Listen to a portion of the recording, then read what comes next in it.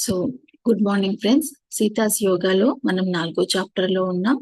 ఈ 4వ చాప్టర్ పేరు సెల్ఫ్లెస్ యాక్షన్, స్వార్థరహిత చర్య యోగం. సో ఇందులో మొదటగా నిన్న చెప్పుకున్నది ఒక నిమిషం చెప్పుకుని ముందుకు వెళ్తాం. సో నిన్న మనము ఈ చాప్టర్ లో ఫస్ట్ సీజన్స్ ఎలా వస్తాయో మనలో మన బిహేవియర్ ప్యాటర్న్స్ అనేవి అలాగే రిపీట్ అవుతూ ఉంటాయి. అంటే కోపము, బాధ, రియాక్ట్ అవ్వడము ఇవన్నీ మనలో కూడా రిపీట్ అవుతూ ఉంటాయి సీజన్స్ లాగా.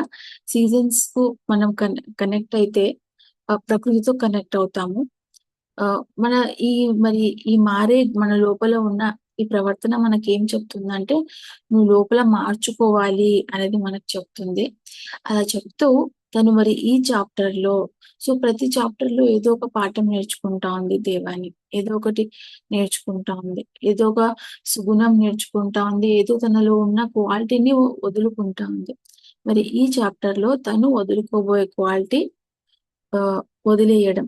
అంటే తను చిన్నప్పటి నుంచి ఎలా అంటే ఎక్కడైతే మనస్పర్ధలుంటాయో, ఆర్గ్యుమెంట్‌లుంటాయో నాకెందుకులే అబ్బా అని వదిలేసి దూరంగా ఎళ్ళిపోతూ ఉంటుంది.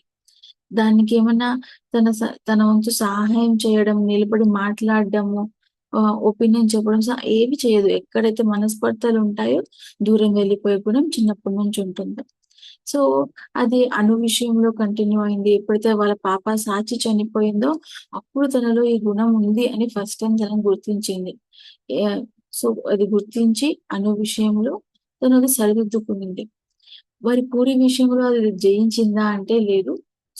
పూరి విషయంలో కూడా అది తన గత జన్మకు, భవిష్యత్తు జన్మకు సంబంధించిన విషయం చూసింది కాబట్టి పూరితో ఆహ్, రిలేషన్ మెయింటైన్ చేస్తా ఉంది.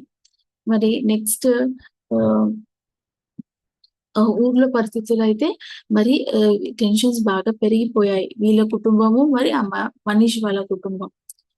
పూరి వాళ్ళ కుటుంబం మధ్యలో బాగా టెన్షన్స్ పెరిగిపోయాయన్నమాట. సో, ఈమెకు మాత్రము ఆహ్, ఆహ్, బయటైతే ఏ విధంగా బయటికి వెళ్లి ఆహ్, మాట్లాడట్లేదు. దాని గురించి చర్చించట్లేదు. ఆ టాపిక్ ఎత్తట్లేదు. నాకెందుకులేబ్బా నా ప్రశాంతత పోతుంది అని ఇలా దూరంగా ఉంటూ వస్తా ఉంది. కానీ లోపల ఇన్నర్ మాత్రము లేదు, నువ్వు ఏదో ఒకటి చేయాల్సిందే ఈ విషయంలో అని చెప్తా ఉంది మీకు. తన పాత గుణమేమో నాకెందుకులే అబ్బా అని వదిలేయడము. లోపల ఇన్నర్ ఏమో లేదు, నువ్వు ఏదో ఒకటి చేయాల్సిందే ఈ విషయం సంబంధించి అని.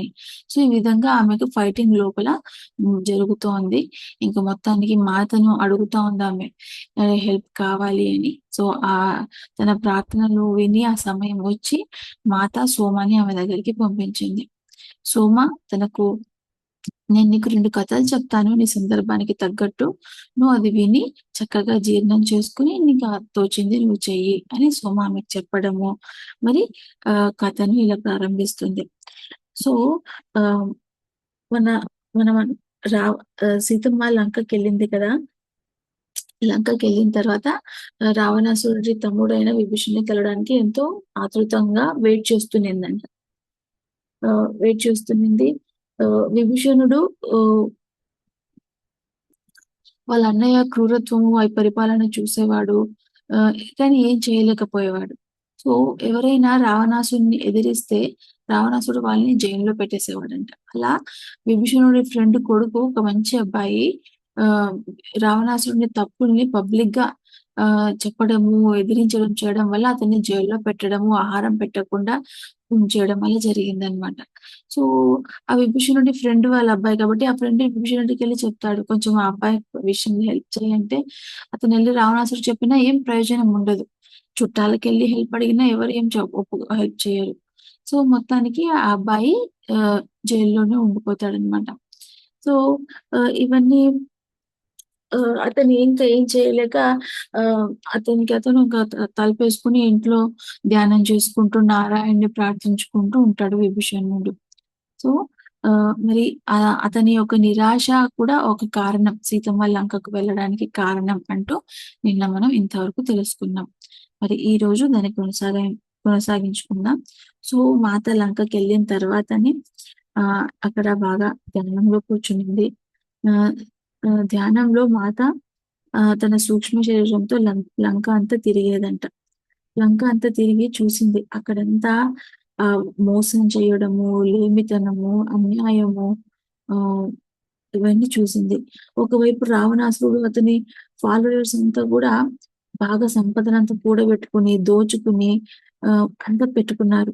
సో, మాతకు అది చూసి బాధేసింది. ఎందుకంటే భూమి మీద ఉన్నది అది అందరికి సంబంధించింది. సమానంగా అందరికి అందుతుంది. వీళ్ళంతా దోచుకొని పెట్టుకున్నారబ్బా! అని మాతకది చూసి కోపమొచ్చింది.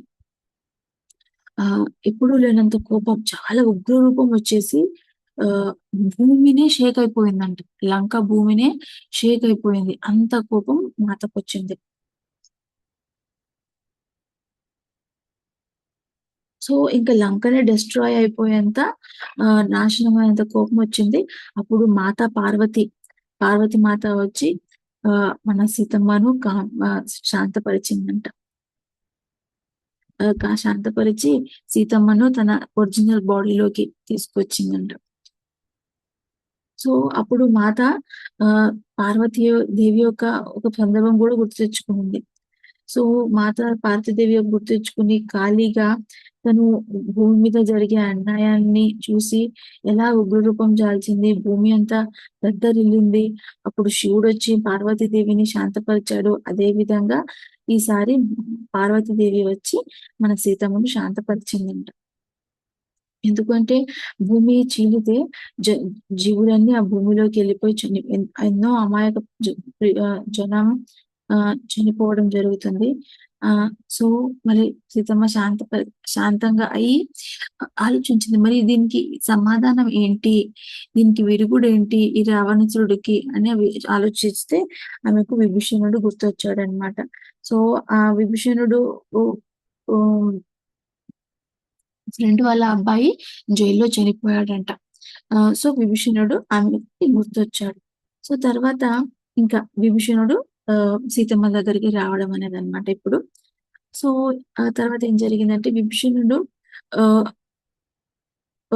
ఆహ్, ఆయన క్వార్టర్స్ నుంచి బయటికి రావట్లేదు కానీ, లోపల కూర్చుని చాలా బాధపడ్డాడు. ఎందుకంటే సీతమ్మని అలా ఆహ్, క్యాప్చర్ చేసి అలా తీసుకురావడం ఆయనకి ఎంతో బాధ కలిగించింది. ఒకరోజు ఎప్పుడైతే ఈ పార్వతీదేవి వచ్చి సీతమ్మని శాంతపరిచిందో ఆ రోజుకు తర్వాత విభీషణుడు అందరూ నిద్రపోతున్నప్పుడు మాత దగ్గరికి వెళ్ళాడనమాట. వెళ్ళి అడవిలో ఆమె ధ్యానంలో ఉన్నప్పుడు ఆమె దగ్గరెళ్లి కూర్చున్నాడు. కు ఆహ్, అప్పటికే మాత అతని కోసం వెయిట్ చేస్తూ ఉంది. అతనేదో ఒక రోజు వస్తాడు అని. సో, ఆయన రాగానే ఆయన్ని చూసి కళ్ళు తెరిచి చూసి నవ్వుతూ ఆయనలో ఉన్న గొప్ప గుణాల్ని గుర్తించిందంట. ఎంతో ఉన్నత వ్యక్తిత్వాన్ని, నిజాయితీని, ఆయన భక్తిలో స్వచ్ఛతను అవన్నీ గుర్తించిందంట.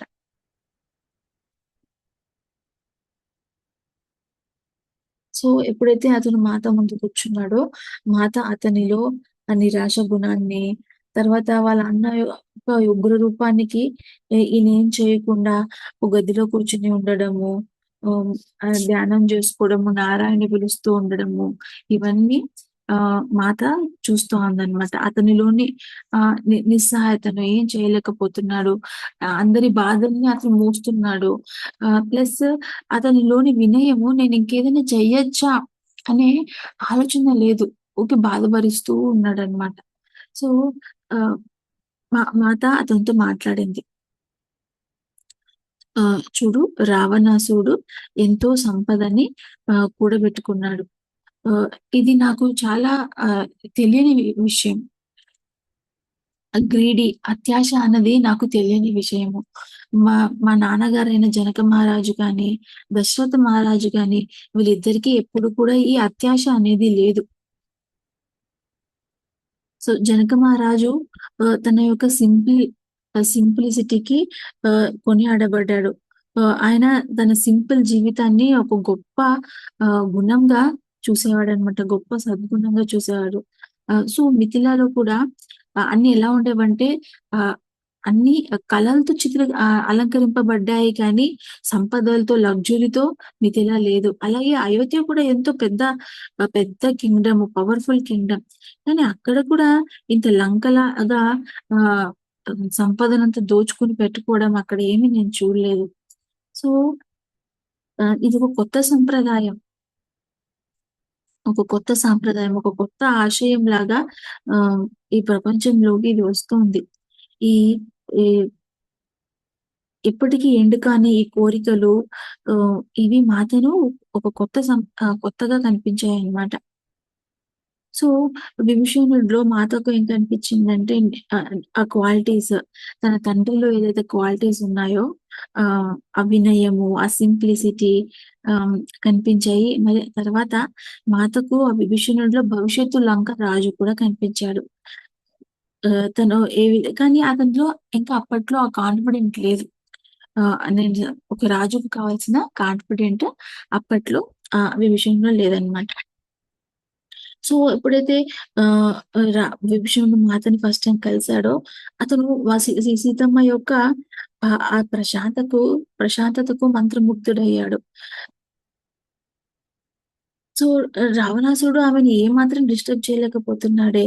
ఆమె ఎలా ఇంత ప్రశాంతంగా, ఎంత తృప్తిగా, ఇంత మాటల దాడి మధ్య, ఇంత బెదిరింపుల మధ్య, ఇంత ప్రశాంతంగా ఎలా ఉంది ఈవిడ అని ఆయనకు ఆశ్చర్యం వేసిందంట. అలాగే ఆయన సీతమ్మకు సలహా కూడా కోరాడు. నేనేం చేయాలి అని. అప్పుడు ఆహ్, మాత తను లంకలో అంతా తిరిగి చూసింది కదా! తిరిగి యాస్ట్రల్‌గా అంత లంక అంతా చూసింది కదా! సో, అతను అది గుర్తు చేసుకుంటూ ఈయనకు ఈ విధంగా చెప్పిందనమాట. సో, నిన్ను నువ్వు ఒంటరిగా ఉంచుకోవద్దు. ఊరంతా తిరుగు. ఈ సిటీ అంతా తిరుగు. ఈ పల్లెలు, ఊర్లు అన్నీ తిరుగు. అందరితో ఫ్రెండ్‌గా ఉండు. వాళ్ళ కథలు విను. మంచిది కానీ, చెడు కానీ. ఆహ్, ఆహ్, జనం యొక్క హృదయాన్ని తెలుసుకో అంటూ మాత ఆయనకు చెప్పిందనమాట. అలాగే ఇంకేం చెప్పిందంటే, సింపుల్ డ్రెస్ ఏసుకో. ఆహ్, ఆహ్, సింపుల్ డ్రెస్ ఏసుకొని జనం మధ్యలోకి వెళ్ళు. అప్పుడు వాళ్ళు కంఫర్టబుల్ ఫీల్ అవుతారు. మహారాజా వాళ్ళ బ్రదర్ వచ్చారని. బోలెడంత నగలేసుకొని ఎళ్ళావంటే ఆహ్, ఆహ్, అది హ్మ్. అందరి మధ్య విభేదం చూపిస్తుంది. నేను ఎక్కువ, తక్కువ అనేది చూపిస్తుంది. అలాంటివి విభేదాలు కలిగించకుండా సింపుల్ డ్రెస్ ఏసుకొని వెళ్ళు. సో, తను ఇంకా సీతమ్మ ఏం చెప్పిందంటే, మా నాన్న కూడా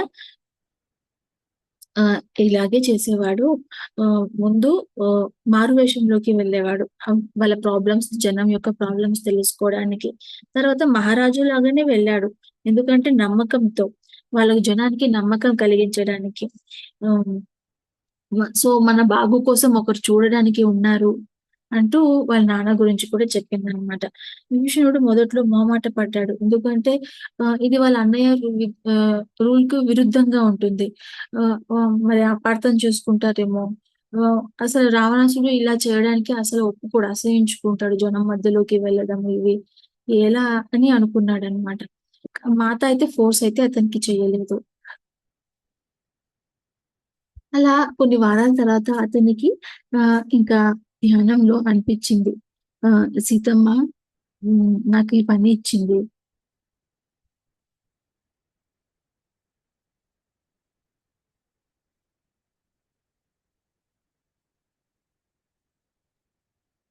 సో, నేను ఈ పని చెయ్యకపోతే నేను ఊకే ఈ ఈ రావణాసురుడిని చేసే పనుల్ని సైలెంట్‌గా గమనించాల్సి ఉంటుంది. ఈ బాధంతా భరించాల్సి ఉంటుంది. సో, సీతమ్మ మన కోసము మరి లంకకు తనకు తాను వచ్చి ఇంత గొప్ప త్యాగం చేసింది. ఇక్కడొచ్చి బంధింపబడింది. మరి నేను ఆమె మాటలు వినకపోతే ఎలా? ఆమె గైడెన్స్ వినకపోతే ఎలా? అని మెల్లగా సీతమ్మ చెప్పినట్టు చేయడం ప్రారంభించాడంట. సో, ఆ వీధుల్లో తిరగడం మొదలుపెట్టాడు. ఆగి అందరితో మాట్లాడడం మొదలుపెట్టాడు. మామూలుగా కబుర్లు కాన్వర్జేషన్ స్టార్ట్ చేశాడు. సో, అందరితో మాట్లాడాడు. 2 గ్రూపులతో ఎవరైతే రావణాసురుడిని ఆరాధిస్తున్నారో వాళ్ళతో, మరి ఎవరైతే రావణాసురుడిని ద్వేషిస్తున్నారో వాళ్ళతో 2 గ్రూపులతో మాట్లాడాడు. ఎవరైతే రావణాసురుడు వల్ల లాభం పొందారో వాళ్ళతో, ఎవరైతే నష్టపోయారో వాళ్ళతో, వాళ్ళందరితో మాట్లాడాడు. ఎంతో నేర్చుకున్నాడు. నేర్చుకునే కొద్దీ ఆయనకి ఇంకా నేర్చుకోవాలని అనిపించింది. ఇంకా చేసుకుంటూ వెళ్ళాడు. ఇదంతా ఆయనకు ఒక ఐ ఓపెనింగ్. క క సో, ఆయనకు జ్ఞానోదయం అయిందనమాట. ఇవన్నీ వింటూ ఉంటే. అలాగే ఈయన మాత దగ్గరకొచ్చి తను నేర్చుకున్న విషయాలన్నీ చెప్పాడనమాట. సో, ఆహ్, లంకలో 2 భాగాలున్నాయి. రావణాసురుడిని గుడ్డిగా నమ్మి ఆరాధించే గ్రూప్ ఒకటి. ఇంకొకటి ఆహ్, రావణాసురుడంటే ద్వేషించే గ్రూప్ ఒకటి. సో, రావణాసురుని రావణాసురుడిని ఆరాధించే గ్రూప్ వాళ్ళు రావణాసురుడిని గుడ్డిగా నమ్ముతున్నారు. అతను ఏం చేసినా అది కరెక్ట్. మా మంచి కోసమే చేస్తున్నాడు అనేది. ఇంత గుడ్డిగా నమ్మే వాళ్ళ గ్రూప్ ఉందంట.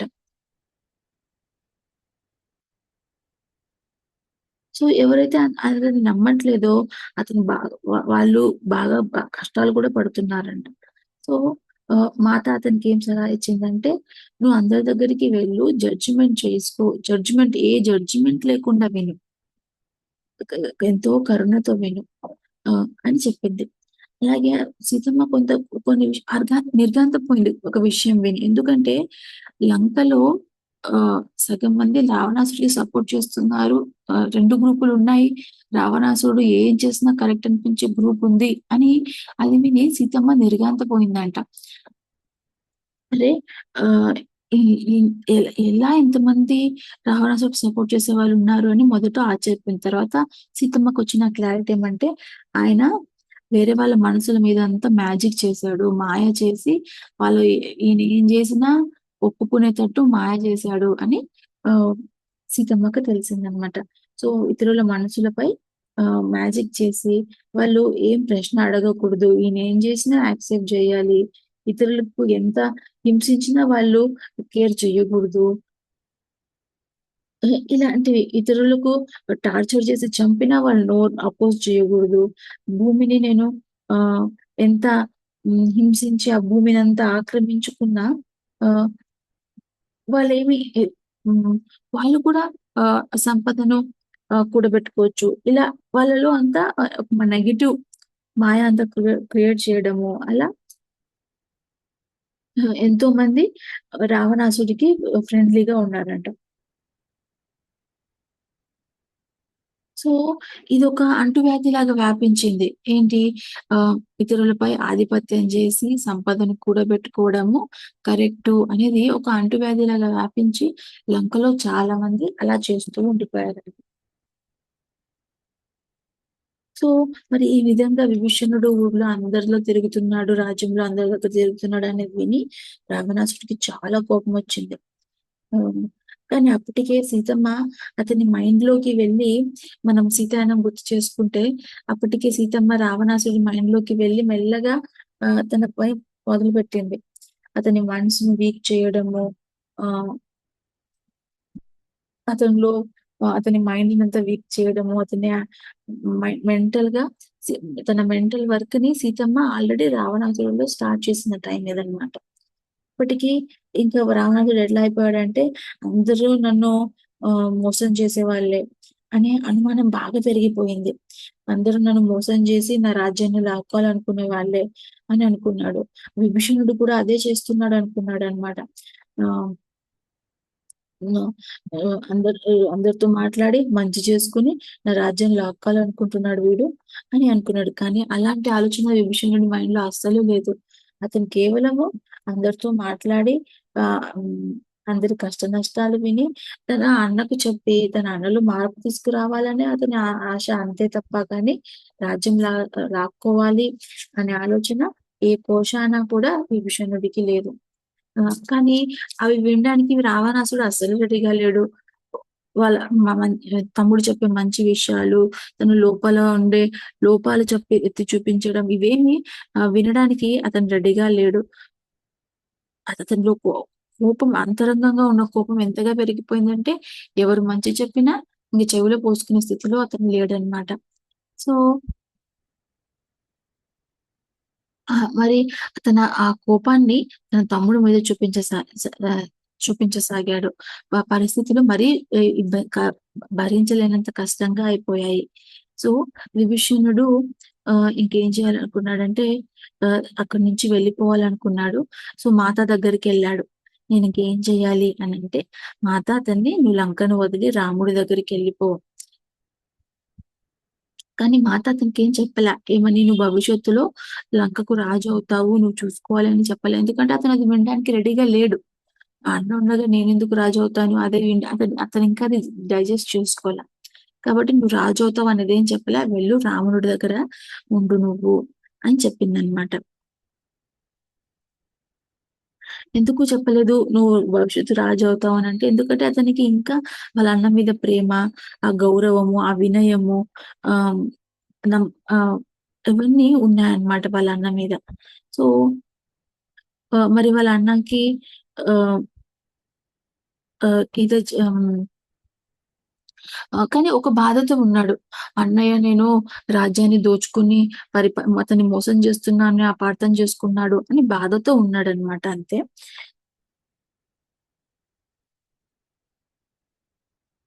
సో, మాత తనను మరి లంకను వదిలి వెళ్ళడం అని చెప్పడంలో ఆహ్, ఈ లంకలో జరిగే సఫరింగ్‌ని కూడా అతను చూడలేడు. అందుకని అతన్ని పంపించాలి అని అనుకునిందనమాట. సో, అతను వెళ్ళే ముందు మాతకు ఎంతో థాంక్స్ చెప్పాడు. మీ సలహా చెప్పినందుకు నేను ఇక్కడ ఎంతో మందిని కలిసాను. ఎంతో నేర్చుకున్నాను. సో, ఈ నేర్చుకున్న దాన్ని మరి నాకొక అవకాశం వస్తే నేను మళ్ళీ ఈ ఇది హీల్ చేయడానికి నేను ప్రయత్నం చేస్తాను అని చెప్తూ వెళ్ళే ముందు మరి లంకలో ఉన్న ఆహ్, ఆహ్, ఆహ్, రాజ్యంలో ఉన్న సిస్టమ్ అంతా చెప్పి వెళ్తాడనమాట సీతమ్మకి. ఆహ్, సో, రావణాసుడు ఏం చేశాడంటే ఒక గ్రూప్ ఆఫ్ పీపుల్‌ని తీసుకొని వాళ్ళకి బోలెడంత సంపదనిచ్చి, భూములిచ్చి వాళ్ళ విశ్వాసాన్ని ఆహ్, పొందాడంట. సో, ఇంకా చాలామంది అందులో రావణాసుడిని ఇమిటేట్ చేస్తూ ఆహ్, ఆహ్, ఇంకా రావణాసుడిని మేము సబార్డినేట్స్ అని, రావణాసుడి కింద మేము పనిచేస్తాము అని రావణాసుడిలాగా ఇమిటేట్ చేస్తూ ఇతరులని దోచుకోవడము ఇలా చేశారనమాట. సో, ఇతరుల్ని ఆహ్, ల హ్మ్. ఎ దోచుకోవడము, ఓనర్‌లాగా బిహేవ్ చేయడము, ఏదైతే ఇప్పటి వరకు లేదో అవన్నీ ప్రవర్తనలు వాళ్ళు చేయడం మొదలుపెట్టారంట. సో, ఇది లంకలో పూర్తిగా బాగా యాక్సెప్టెన్స్‌లో వచ్చేసింది. ఒకరిని దోచుకోవడము.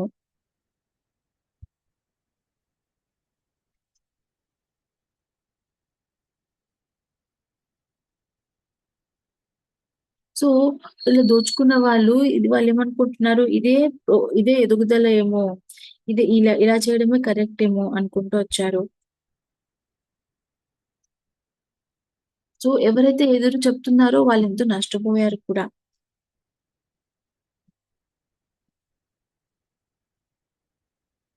సో, వాళ్ళేమనుకున్నారంటే ఇలా ఎంతో వినయంగా ఉండి, మనం ఎంతో ఆహ్, రావణాసుడికి వినయంగా ఉండి, నమ్మకపాత్రంగా ఉండి ఎంతో సంపాదించుకోవచ్చని ఆ విధంగా వాళ్ళు ఉంటూ వచ్చారు. సో, రావణాసుడు తన పవర్‌ని ఆహ్, మొ సరిగ్గా ఇలాగే తప్పుడుగా యూజ్ చేసుకుంటొచ్చాడు. అత్యాశగా ఉండడము, ఆహ్, సో, తమకు కావాల్సిన సంపద కోసము ఇతరుల మనుషులపై దౌర్జన్యం చేయడం కరెక్ట్ అన్నట్టు, ఇవన్నీ సో, మనకు కావాల్సింది పొందడానికి ఇతరులపై ఎంతైనా దౌర్జన్యం చేయొచ్చు.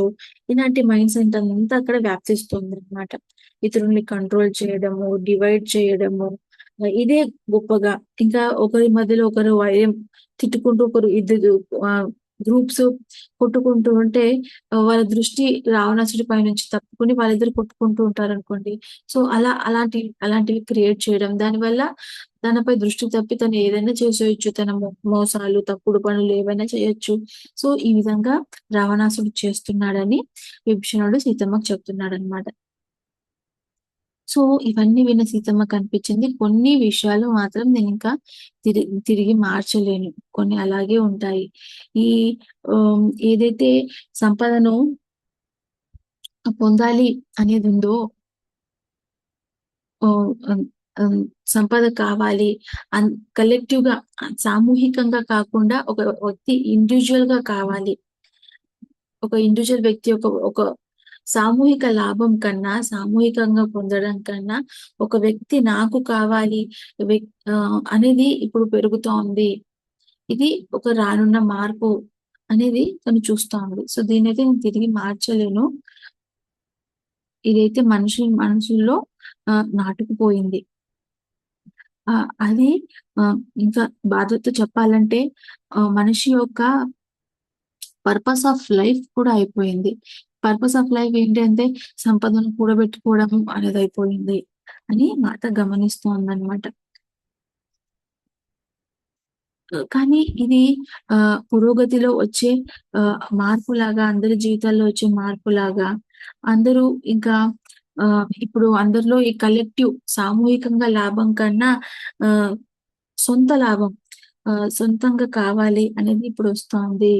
ఇది ఆహ్, ఇది మళ్ళీ తిరిగి మార్చలేము అనేది అప్పుడు చూసింది. సో, ఇప్పుడు మనం ఏదైతే అందరిలో ఉండేది ఇది మా ఇల్లు, మా ఏరియా, మాకు అనేది ఇప్పుడు మనం ఎంత నార్మల్‌గా చూస్తున్నామో, అప్పుడది కొత్తగా ప్రారంభమవుతున్న టైం అన్నమాట.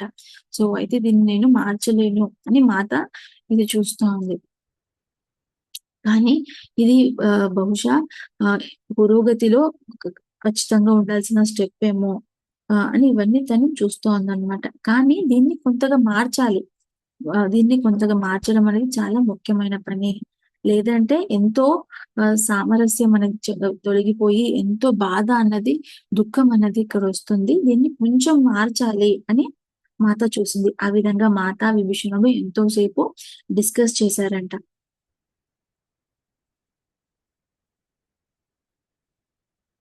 సో, మరి సోమ అంటా ఉంది. సో, అదే ఆహ్, మాత లంకకు వెళ్ళడానికి మరి ముఖ్య ఒక కారణం కూడా అని ఆహ్, అని సోమ తన అభిప్రాయాన్ని చెప్తోందనమాట. సో, రావణాసురుడు ఆహ్, అందరి మనసుల్లో ఆహ్, ఈ ఈ విత్తనాలు నాటాడు. స్వార్థము, ఈ సంపదను కూడబెట్టుకోవడం అనేది నాటాడు. అది బాగా స్ప్రెడ్ అవుతా ఉంది. సో, దానివల్ల మంచి లేదు, చెడు లేదు కానీ ఆహ్, కానీ అది అలాగే ఉంచితే అందరికీ హానికరంగా అవుతుంది. ఆహ్, ఎందుకంటే ఏదైనా కూడా ఉద్దేశం బట్టే జరుగుతుంది. నిన్న ఒక పాయింట్ చెప్పుకున్నాము. మనం ఒకే పని ఉద్దేశాన్ని బట్టి ఫలితం మారుతుంది అని. మరి వీళ్ళ ఉద్దేశాన్ని బట్టి అది హానికరంగా కూడా మారుతుంది. ఏదైతే రావణాసుడు చల్లుతున్నాడో ఈ విత్తనాలు ఇవన్నీ కూడా. సో, రావణాసుడు తన అత్యాశకు, అన్యాయానికి బాగా ఆహ్, పేరుగాంచాడు. సో, అతనికి చాలా మాస్టర్ మైండ్ ఉంది. అందరిని ఎలా మ్యానిప్యులేట్ చేయాలి, అందరిని ఎలా మోసం చేయాలి, అందరి మైండ్‌లో ఎలా మాయను సృష్టించి తనకనుగుణంగా చేసుకోవాలి. ఇవన్నీ ఆహ్, రావణాసుడిలో ఉన్న గుణాలు. సో, ఇవే మరి ఇలాంటి గుణాలే మనము మా మా ఊర్లో కూడా చూస్తున్నాము అంటూ దేవాని అంటా ఉంది. సో, ఎప్పుడైతే రావణాసురుడు చనిపోయాడో, ఇంకా రావణాసురుడితో పాటు రావణాసురుడి సపోర్ట్ చేసేవాళ్ళు కూడా చనిపోయారు. అప్పుడు విభీషణుడు లంకకు తిరిగి వస్తాడు. అప్పుడు యాక్సెప్ట్ చేస్తాడు. తను రాజు అవ్వాలి అని. సో, కానీ పవర్ కోసం కాదు, సంపద కోసం కాదు. జనాలకు సహాయం చేయాలని, జనాల మంచి కోసము అవ్వాలని అనుకుంటాడు. అది అక్కడ బ్యాలెన్స్‌ని క్రియేట్ చేయాలి, సామరస్యం క్రియేట్ చేయాలి. మళ్ళీ అంతా మంచిగా ఉండాలిక్కడ. నేను అని ఉద్దేశంతో రాజవ్వడానికి ఒప్పుకుంటాడు. మరి అతన్ని అక్కడ విభీషణుడిని రాముడు పట్టాభిషేకం చేసిన తర్వాత విభీషణుడు ఆహ్ ఇంకా అంతవరకు ఏదైతే వదిలేసి ఉండే గుణం ఉంటుందో, ఆ గుణాన్ని వదిలేసుకుంటాడు. నాకెందుకు ఏమి చేయలేని ఆహ్, నిస్సహాయత స్థితి ఏదైతే ఉంటుందో, ఆ గుణాన్ని వదిలేసుకుంటాడు. ఎప్పుడైతే రాముడు తనని పట్టాభిషేకం చేస్తాడో, అతనింకా తన గుణాన్ని వదిలేసుకొని రాజు యొక్క డ్యూటీ చేయడానికి ముందుగా పూర్తిగా ముందుకొస్తాడనమాట. ఇంక అప్పట్లో అతనిలో ఆ కాన్ఫిడెన్స్ అంతా వచ్చేస్తుంది. ఇంకా జనానికి సేవ చేయడానికి పూర్తిగా ముందుకొస్తాడు. ముందుగా మరి విభీషణుడు చేసిన పని ఏమంటే, ఆ కూడబెట్టుకున్న సంపద అంతా అందరికి పంచివేయడం. అది ఇంకా పంచుతూనే ఉన్నాడంట. ఒక లైఫ్ కాలం పడుతుందంట. సో, ఇది జరిగి లంకలో యుద్ధం ఇవన్నీ జరిగి 10 సంవత్సరాలయింది అన్నమాట. ఈ పుస్తకంలో మరి దేవాని, సోమ మాట్లాడుకున్న టైంకి ఒక 10 సంవత్సరాలయింది లంకలో యుద్ధం జరిగి. సో, ఆ 10 సంవత్సరాలైనా ఇంకా విభీషణుడు ఆ సంపదనలంతా ఇంకా పంచుతూనే ఉన్నాడంట. సో, మాత చెప్పేదంట ఒక లైఫ్ టైమ్ పడుతుంది. మరి ఇదంతా సెట్ చేయడానికి. కొన్ని రావణాసుడు చేసిన పాలిసీస్‌ని తిరిగి చేయలేము. అదే కొంత కూడబెట్టుకున్నది. ఆహ్, సో, అది మరి ఎలా అనిపిస్తుందంటే అది పనిచేయడం వల్ల మొత్తం పనిచేయడం వల్ల అక్కడ కూడబెట్టుకున్న వాళ్ళకి ఏది లేకుండా చేసినట్టవుతుంది. కానీ దీన్ని కొంచెం మార్చాలి అంటూ ఇవన్నీ చూస్తుందనమాట. సో, మాత చెప్పిందంట సోమకి. ఏమనంటే, "విభీషణుడిని చూస్తే మా నాన్న గుర్తొస్తున్నారు. మా నాన్న కూడా ఇలా నిస్వార్థ సేవ చేసేవాడే" అని చెప్తూ మాత ఒక పాయింట్ చెప్పిందంట. మన ప్రాపంచిక నేనును వదులుకుంటే, ఆ అంతరంగిక నేనును పొందుతాము అనేది మాత అది ఎప్పుడు రిపీటెడ్‌గా చెప్పేదంట. సో, అదే కదా తనలో ఆల్రెడీ ప్రాపంచికంగా ఉన్న ఆ బిడియం ఉన్న నేనును విభీషణుడిని వదులుకొని తన అంతరంగంలో ఉన్న ఆ నేనును పొందాడు. సో, అలా చెప్తూ సోమ విభీషణుడు లంకకు రాజు కాకపోతే, ఆ లంక పూర్తిగా మునిగిపోయేదంట. కానీ ఆ విభీషణుడు అందరి దగ్గరికెళ్ళి మంచి చెడులు విని చేసిన ఆ మంచి పని ఉందే, ఆ మంచి పని వలన లంక మునిగిపోకుండా కాపాడబడిందంట. రావణాసుడు చేసిన నెగెటివ్ పనులకు లంక మునిగిపోవాల్సిందే. కానీ విభీషణుడు చేసిన మంచి పనులకు అది మునగకుండా ఉంది. సో, రావణాసుడు చేసిన పనులకు కౌంటర్ యాక్ట్‌గా ఇతను చేసిన మంచి పనులు అక్కడ పనిచేశాయి.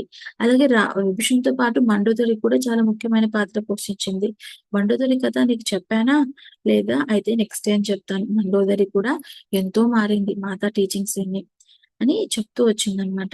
సో, ఆహ్, రావ సి సోమ మరి ఇదంతా సోమకు సీతమ్మ చెప్పింది. సోమ ఆహ్, మరి దేవానికి వచ్చి చెప్తాంది కదా! సో, ఇంకా సోమ మధ్యలో, సీతమ్మ మధ్యలో ఇంకా దీని గురించి డిస్కషన్ ఏం జరిగిందంటే, రావణాసుడి గురించి ఆహ్, ఒక మాట అడిగిందంట. సో, రావణాసుడి వల్ల ఒక పురోగతి జరుగుతా ఉంది. ఆహ్, ఆహ్, పురోగతిలో ఒక భాగంగా రావణాసుడి యొక్క చెడు అయితే ఆహ్, ఇది ఎలా అని అడిగిందనమాట. సో రావణాసుడి యొక్క చెడు గుణము పురోగతిలో ఒక భాగమైనప్పుడు ఆహ్, ఏ ఇది మరి ఎలా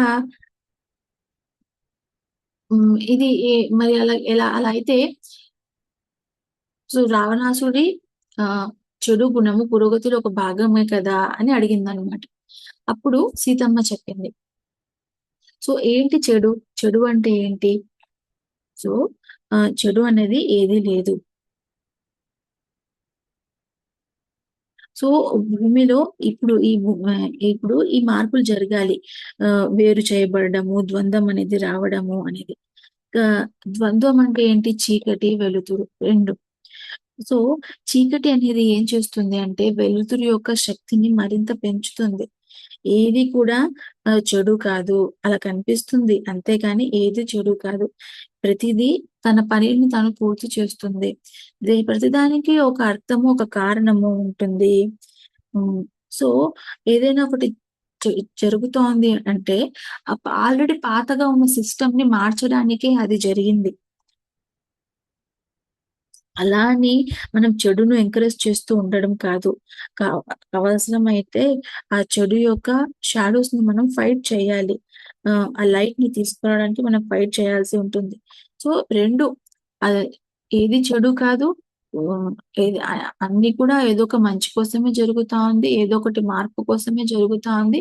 అలాగని మనము ఆ చెడుని ఫైట్ చేయకుండా ఉండడము కాదు. ఫైట్ కూడా చేయాలి అని ఈ విధంగా చెప్పి ఆహ్ ఇంకా ఈమె మెసేజ్ అందుకునింది అని అనుకుని సోమ లేవబోతుందంట. అప్పుడు ఈమె అంటుంది దేవాని, "నువ్వు 2 కథలు చెప్పావే, ఒక కథనే చెప్పారు" అనంటే, ఓకే అని నవ్వుతూ మరి రెండో కథ ప్రారంభిస్తుంది.